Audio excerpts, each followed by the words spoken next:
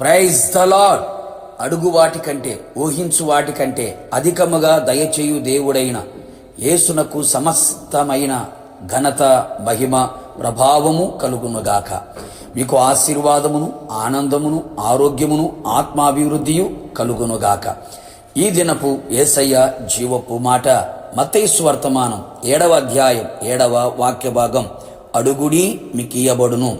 యేసు నామములో ప్రతి స్థలములలో ప్రార్థించుచున్న పరిశుద్ధులారా, మీకు శుభము కలుగునగాక.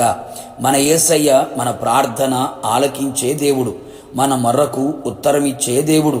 తన బిడ్డల ఎడల జాలి, దయ, కనికరం, వాత్సల్యత, కృప కనబరిచే దేవుడు. అడుగుడి మీకియ్యబడును అని వాగ్దానము చేసినవాడు. అడుగు వాటికంటే ఊహించు వాటికంటే అత్యధికముగా దయచేయువాడు. అట్టి దేవుని మనము కలిగి ఉన్నందుకు మనము ధన్యులమై ఉన్నాం. యేసయ్యకే మహిమ కలుగునుగాక. నీ వ్యక్తిగతముగా, కుటుంబపరముగా, ఆత్మీయంగా ఎలాంటి అవసరత, ఎలాంటి అక్కర ఉన్నా అది ఏదైనా మన ప్రభువుకే చెప్పి ఆయనను మాత్రమే అడుగుదుము. ఆయన మనకు ఇవ్వకుండా ఉండలేడు కదా. ఇంతవరకు ఎవరిని అడిగి చివరికి ఏమీ లేని స్థితిలో నిలిచావా? అడిగలేదు అని అనిపించుకున్నావా?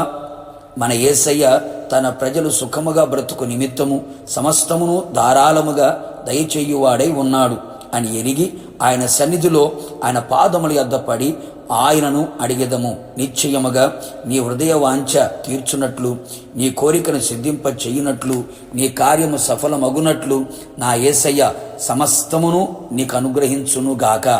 అయితే ప్రియులారా, ఆయన సన్నిధిలో మనం అడిగినది ఆయన మనకు ఇచ్చునట్లు ఆయన ఆజ్ఞలను గైకొని అనుసరించుచు నడుచుకొనేదము. ఆయన దృష్టికి ఇష్టమైనది ఏదో అది తెలుసుకొనేది ఆయన చిత్తానుసారముగా మనము అడిగెదము. మనము అడుగునది ప్రతిదీ కూడా విశ్వాసముతోనే, ఏ సందేహము లేకుండా సంపూర్ణ నమ్మకముతో ఆయనను అడగవలెను.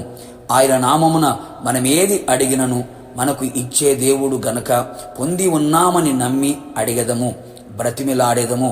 నిశ్చయముగా మనం అడుగునది ఆరోగ్యమైనను, ఆనందమైనను, ఆశీర్వాదమైనను, సంతోషమైనను, సంతానమైనను, జయ జీవితమైనను, ఉద్యోగమైనను, ఇండ్లైనను, వివాహమైనను, అది ఏదైనా ఆత్మీయంగా, శారీరకంగా, భౌతికంగా అది ఏదైనా తగిన కాలములో నీవు అడిగినవి నీకు ఆయన ఇచ్చునుగాక.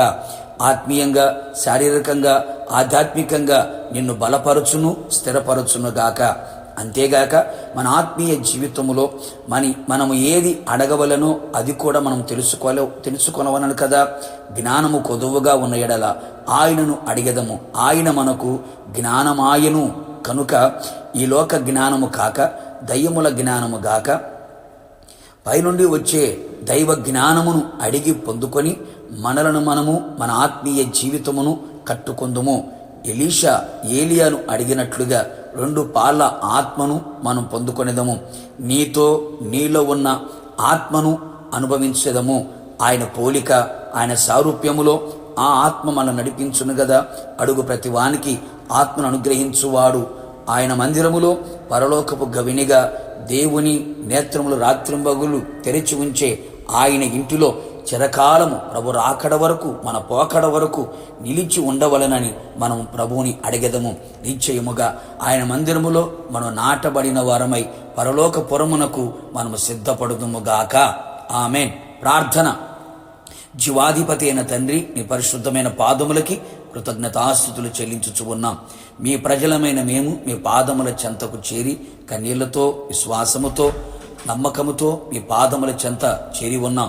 నీ ప్రజలు ఏది కావాలని నీ చిత్తానుసారముగా అడుగుచు ఉన్నారో, నీకు ఇష్టమైన దానిని అడుగుచున్నారో వారి జీవితంలో ప్రభువా, వారు అడిగిన దానిని వారికి అత్యధికముగా మీ నామములో మీరు అనుగ్రహించి వారి జీవితంలో గొప్ప కార్యములు జరిగించమని యేసు పేరట వేడుకొని పొందుకొని ఉన్నాము తండ్రి.